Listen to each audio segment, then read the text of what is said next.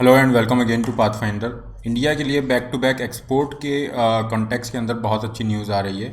और यहाँ पे अगर हम देखें तो इंडिया का जो मर्केंटाइज एक्सपोर्ट है वो आपका 100 बिलियन जो मार्क है वो क्रॉस कर गया है।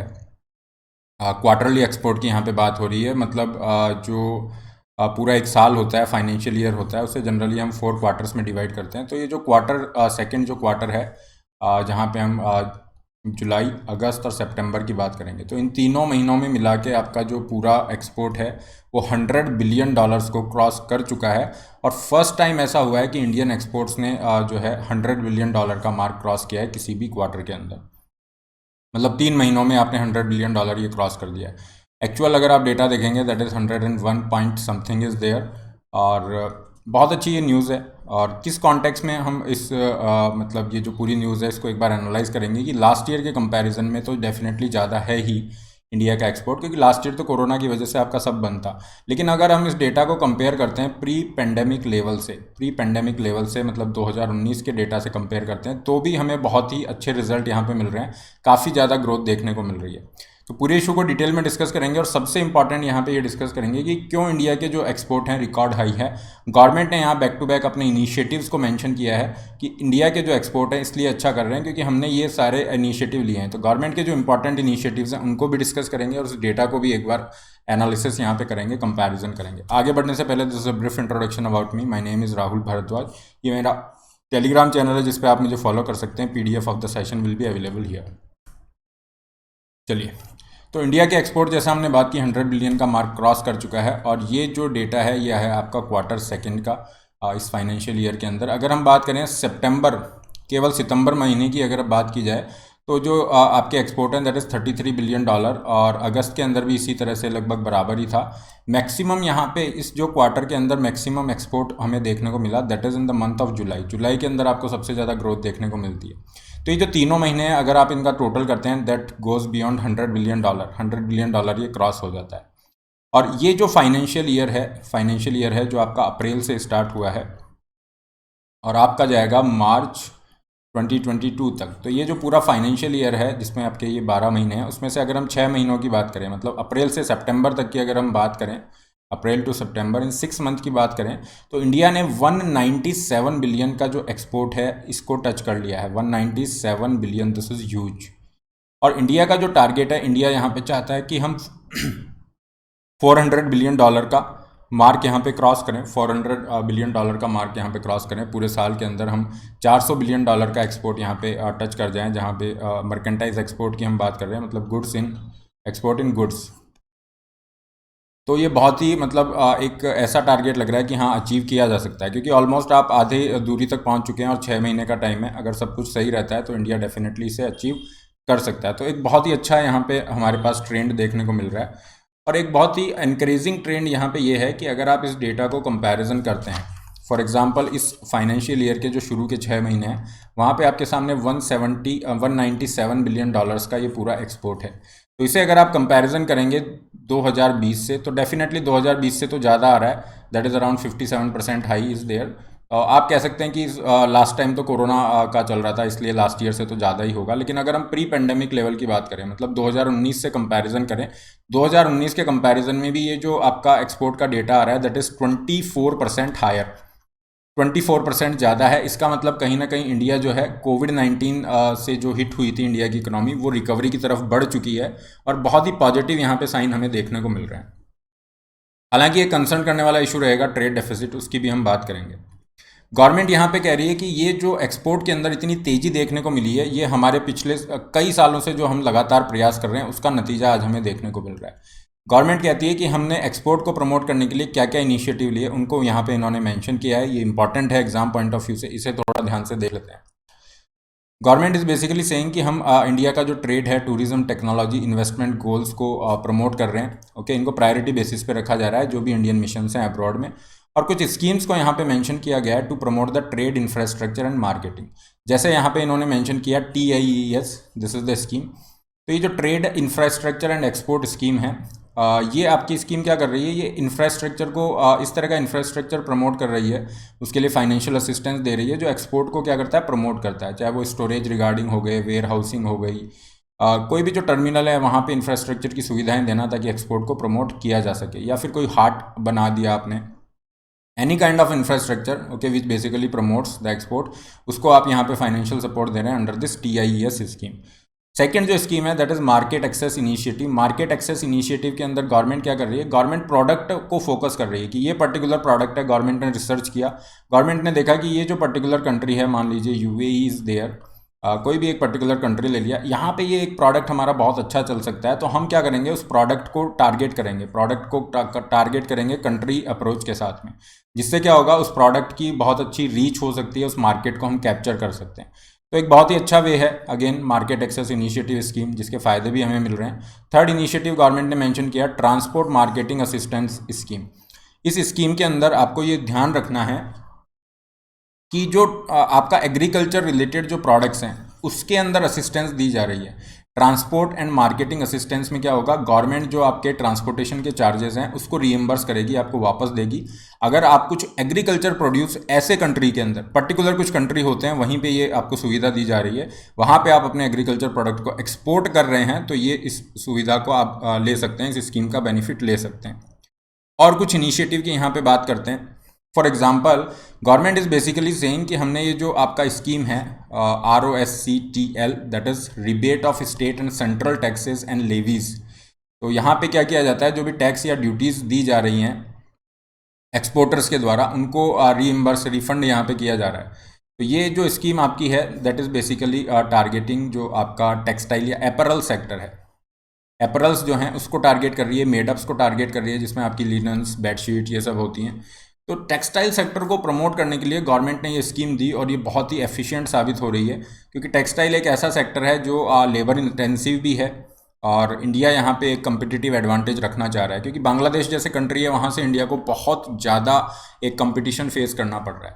तो उसके रिगार्डिंग इंडिया की तरफ से अभी ये जो टेक्सटाइल पार्क है वो भी लॉन्च किए गए हैं, वो भी डेफिनेटली हेल्प करेंगे। तो इस स्कीम को एक्सटेंशन दिया गया है। इसके अलावा यहाँ पे मेंशन किया गया है कि फॉरेन ट्रेड जो पॉलिसी है उसको एक्सटेंड किया गया। वैसे तो आपकी नई पॉलिसी आनी थी फॉरेन ट्रेड पॉलिसी, लेकिन कोरोना की वजह से वो पॉलिसी नहीं आ पाई, और डेफिनेटली जब ये नई पॉलिसी आएगी that will definitely help in export promotion, वो और ज़्यादा हेल्प करेगी। तो फिलहाल के लिए गवर्नमेंट ने कहा कि हमने जो एक्सपोर्ट आपकी ये फॉरेन ट्रेड पॉलिसी चल रही थी उसी को एक्सटेंड कर दिया है 2022 तक, और 2022 में नई पॉलिसी आएगी तो वो एक नए लेवल पे कोशिश करेगी एक्सपोर्ट को ले जाने की। और यहाँ पे बात की जाए स्पेशली गवर्नमेंट इज सेइंग हमने जो भी पैसा बकाया था एरियर्स के अंदर वो रिलीज कर दिया है, ताकि जो एक्सपोर्टर्स हैं उनको कैपिटल का एक्सेस, पैसे का एक्सेस ईजी हो जाए। एंड ये कुछ आपके पैसे सेंक्शन किए गए हैं अंडर दिस स्कीम RODTEP जो अभी हमने पढ़ा है। गवर्नमेंट कह रही है कि हम यहाँ पे इस सर्विसेज को भी प्रमोट करना चाह रहे हैं। सर्विस सेक्टर के अंदर जो है इंडिया की स्ट्रेंथ है एक्सपोर्ट में सर्विसेज, तो गवर्नमेंट ने क्या किया, पूरे 12 ऐसे सेक्टर्स लिए, सर्विस सेक्टर में 12 ऐसे सेक्टर्स यहाँ पे लिए जिनको गवर्नमेंट आपका चैम्पियन सर्विसेज के नाम से जान रही है ना, चैम्पियन सर्विसेज इन्हें नाम दिया गया। तो ये ऐसे सर्विस सेक्टर हैं जहाँ पे गवर्नमेंट टारगेट करेगी कि हम इंटरनेशनल लेवल पे मार्केट कैप्चर कर सकते हैं, ये हमारी स्ट्रेंथ है जहाँ पे हम अच्छा कर सकते हैं और ओवरऑल सर्विस एक्सपोर्ट को भी इंक्रीज कर सकते हैं। अगर ये सर्विस सेक्टर हम यहाँ देखते हैं तो ये बात हो रही है communication, transport, logistic, health, wellness, infrastructure, construction. इन्हें थोड़ा सा याद कर सकते हैं आप, है ना, रिमेंबर कर सकते हैं, बिकॉज क्वेश्चन इसमें पूछा जा सकता है MCQ लेवल पे कि कौन सा जो है चैम्पियन सेक्टर का पार्ट है या नहीं है, तो उस पॉइंट ऑफ व्यू से थोड़ा सा इनको याद रखने की ज़रूरत है। एनवायरनमेंट है, IT, legal services, financial services, tourism, hospitality, media, entertainment, education, accounting, finance, तो ये सारे सर्विस सेक्टर हैं जिस पे इंडिया जो है फोकस कर रहा है कि यहाँ पे हम अपना एक्सपोर्ट कैसे बढ़ा सकते हैं। और अगर हम बात करें तो डिजिटल प्लेटफॉर्म जो है प्रोवाइड किए जा रहे हैं सर्टिफिकेट ऑफ ऑरिजिन के लिए, तो आप कह सकते हैं कि रेड टेपिज्म कम किया जा रहा है, जो रेगुलेटरी हर्डल्स हैं या प्रोसेस है उसको स्ट्रीमलाइन कर रहे हैं, बहुत ईजी वे में आप एक्सपोर्ट कर पाएंगे। एग्रीकल्चर एक्सपोर्ट पॉलिसी लाई गई है ताकि जो एग्रीकल्चरल एक्सपोर्ट है उसको प्रमोट किया जा सके, और यहाँ पे बहुत अच्छी ग्रोथ भी देखने को मिल रही है। अगर आप देखेंगे back to back agriculture export में इंडिया अच्छा कर रहा है। And promoting the district as the export hub के रूप में डिस्ट्रिक्ट लेवल पे आप कर रहे हैं, तो ये एक बॉटम अप अप्रोच है। इसमें क्या होगा, आपने क्या किया, कोई भी एक डिस्ट्रिक्ट है उसको फोकस कर लिया। अब हर डिस्ट्रिक्ट का कोई एक यूनिक चीज़ होती है, किसी में होगा एग्रीकल्चर प्रोडक्ट है, किसी के अंदर कोई मिनरल हो जाएगा, किसी के अंदर टूरिज्म के बेसिस पे अगर है, तो इस तरह से आप हर डिस्ट्रिक्ट का एक पर्टिकुलर आपने प्रोडक्ट ले लिया, कोई भी जो एग्री प्रोडक्ट है एट्सेट्रा, तो इस तरह से आप टारगेट कर रहे हैं और एक्सपोर्ट प्रमोशन की कोशिश यहाँ पे की जा रही है। और अगर बात की जाए भारत सरकार की तरफ से एक्सपोर्ट प्रमोशन के प्रयासों की, तो यहाँ पे आप देखेंगे कैपिटल इन्फ्यूजन किया जा रहा है, मतलब पैसा जो है प्रोवाइड किया जा रहा है ताकि पैसे की कमी ना हो एक्सपोर्टर्स को।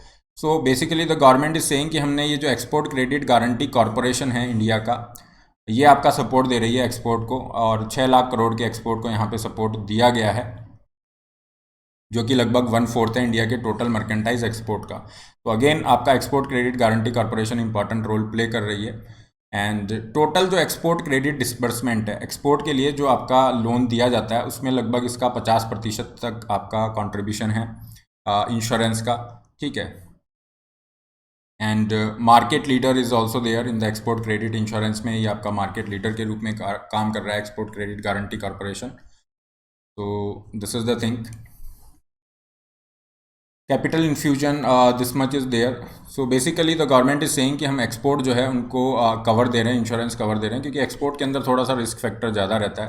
अगर आपका एक्सपोर्ट फेल कर जाता है तो बैंकों को भी दिक्कत रहती है, वो डिफ़ॉल्ट कर जाते हैं आपके लोन पेमेंट। तो उस पॉइंट ऑफ व्यू से भारत सरकार की तरफ से यहाँ पे जो credit guarantee corporation of India है, इसकी तरफ से ये सपोर्ट दिया जा रहा है। ये चीज़ें भी आपके एक्सपोर्ट प्रमोशन में हेल्प कर रही हैं। तो ओवरऑल आप देखोगे तो गवर्नमेंट जो है अपना लोकल गोज ग्लोबल इस पर्सपेक्टिव से आगे बढ़ रही है, और इसके रिजल्ट हमें भी देखने को मिल रहे हैं। जो हमारा आत्मनिर्भर भारत अभियान का जो गोल है, डेफिनेटली वो हम अचीव कर सकते हैं अगर हम एक्सपोर्ट में और अच्छा करते हैं। तो हमारा जो ओवरऑल टारगेट है $400 बिलियन का, ये भी हम अचीव कर सकते हैं। सो ये जो डेटा हमारे पास है एक्सपोर्ट को लेके, this is kind of okay very excellent boost to the Atmanirbhar Bharat अभियान एज वेल। हालांकि यहाँ पे एक कंसर्न करने वाली बात यह है कि जो ट्रेड डेफिसिट हमारा जो है वो थोड़ा सा बढ़ता हुआ नज़र आ रहा है, और अभी तक काफ़ी ज़्यादा हो गया है। अगर हम बात करें अराउंड $78 बिलियन तक ये पहुंच गया है। लेकिन फिर भी अगर आप प्री पेंडेमिक लेवल 2019 से कंपैरिजन करेंगे ट्रेड डेफिसिट का, तो ये लगभग 11% तक कम है। सो ट्रेड डेफिसिट ज़्यादा तो है क्योंकि इंडिया इंपोर्ट भी कर रहा है ना। इंपोर्ट अगर हम ज़्यादा करेंगे, एक्सपोर्ट कम करेंगे, तो वो डेफिसिट क्रिएट करेगा। तो इंपोर्ट हमारा बढ़ता जा रहा है क्योंकि वापस से डिमांड, डोमेस्टिक डिमांड रिवाइव हो रही है। क्रूड ऑयल हो गया या फिर गोल्ड रिलेटेड प्रोडक्ट्स हैं, इन सब का आपका वापस से इंपोर्ट बढ़ता जा रहा है। Trade deficit could be A cause of concern, यहाँ पे इंडिया काम कर सकता है। और इसके अलावा गवर्नमेंट ने और कुछ चीज़ें मेंशन की कि हमने जो गवर्नेंस है उसको लेकर रिफॉर्म किए हैं। फॉर एग्जांपल प्रोसेस का सिंप्लीफिकेशन हो गया, टाइम लाइन्स आपने मेंशन कर दी कि आपको बार बार ऑफिस के चक्कर नहीं लगाने हैं, रेड टेपिज्म, करप्शन को कम किया गया है, ईज़ ऑफ डूइंग बिजनेस में हम अच्छा कर रहे हैं, सिंगल विंडो सिस्टम दिया गया है ताकि फटाफट क्लियरेंस अप्रूवल्स आपको मिल सकें। यहाँ पे एक बहुत जो हमारा एम्बिशियस गोल है वो ये है कि इंडिया को मैन्युफैक्चरिंग हब बनाना है। वर्ल्ड का मैन्युफैक्चरिंग हब अगर हम बनाना चाहते हैं तो इंडिया को डेफिनेटली अपनी इकोनॉमी को एक्सपोर्ट लेड इकोनॉमी बनाना होगा। तो उस दिशा में जो प्रयास हमने किया है स्टार्ट, वहाँ पे रिजल्ट हमें अच्छे मिल रहे हैं, काफ़ी एनकरेजिंग रिजल्ट्स हैं। और डेफिनेटली इंडिया जो है यहाँ पे अगर फेवरेबल अपनी कंडीशन के हिसाब से कुछ फ्री ट्रेड एग्रीमेंट साइन करता है, तो that could be a great boost again, हमारे एक्सपोर्ट को प्रमोट किया जा सकता है। और ट्रेड डेफिसिट को मैनेज करना डेफिनेटली एक चैलेंज रहेगा। तो this is all. PDF of the session will be available on this Telegram group. इसके अलावा आपके जो भी डाउट्स हैं या और फ्री क्लासेस हैं वो भी आप यहाँ टेलीग्राम पे जो है फॉलो करके एक्सेस कर सकते हैं। तो वी आर होपिंग कि इंडिया जो है $400 बिलियन का टारगेट अचीव करेगा, और नेक्स्ट ईयर हम एक बहुत ज़्यादा एम्बिशियस टारगेट रखेंगे एक्सपोर्ट के कॉन्टेक्स्ट के अंदर। So, and we are happy to announce that Unacademy learners got excellent results. You can definitely go through the list of the toppers here. And you can also be the part of Unacademy's live mentoring platform, जहाँ पे आपको live classes मिलती है। Doubt solving आपको यहाँ पे option मिलते हैं, जहाँ पे आप लाइव क्लासेस के अंदर इंटरेक्ट कर सकते हैं। आप जिस तरह से ऑफलाइन में पूछते हैं उस तरह से आप पूछ सकते हैं अपने डाउट, और लाइव क्लास में ही आंसर आपको मिलेंगे। इसके अलावा इवैल्यूएटेड टेस्ट सीरीज मिलती है, daily answer writing, study booster sessions, ये सब आपको प्लस प्लेटफॉर्म पे मिलते हैं। प्लस का जो सब्सक्रिप्शन है दैट इज़ उसका लिंक डिस्क्रिप्शन बॉक्स में है। You can choose any plan as per your convenience, आप अपनी रिक्वायरमेंट के हिसाब से प्लान चूज़ कर सकते हैं। And put the code RB Live to get 10% off and personalised guidance. इसके अलावा आप आइकॉनिक के लिए भी जा सकते हैं विथ एडेड बेनिफिट्स। ये आइकॉनिक की फीस स्ट्रक्चर है, केवल ऑप्शनल के लिए जा रहे हैं तो ये केवल ऑप्शनल की फीस स्ट्रक्चर है। नए बैचेज आपके स्टार्ट हो रहे हैं, इनमें एनरोल करके आप अपना सिलेबस पूरा कर सकते हैं। स्पेशली 2022 या 23 वाले जो बच्चे हैं उनके लिए डेडिकेटेड बैचेज हैं जहाँ पे वो अपना टाइम बाउंड मैनर में सिलेबस कंप्लीट कर सकते हैं। वीकेंड बैच है करंट अफेयर के लिए, तो ये भी आप फॉलो कर सकते हैं। इसके अलावा जो कॉम्बैट है ये फ्री टेस्ट होता है हर संडे को सुबह 11 बजे। इसका लिंक डिस्क्रिप्शन बॉक्स में है। Use the code RB Live to unlock this free test, और यहाँ पे पार्टिसिपेट करके आप स्कॉलरशिप्स जीत सकते हैं। That's all for today. Don't forget to like, share and subscribe. All the best. Have a great day.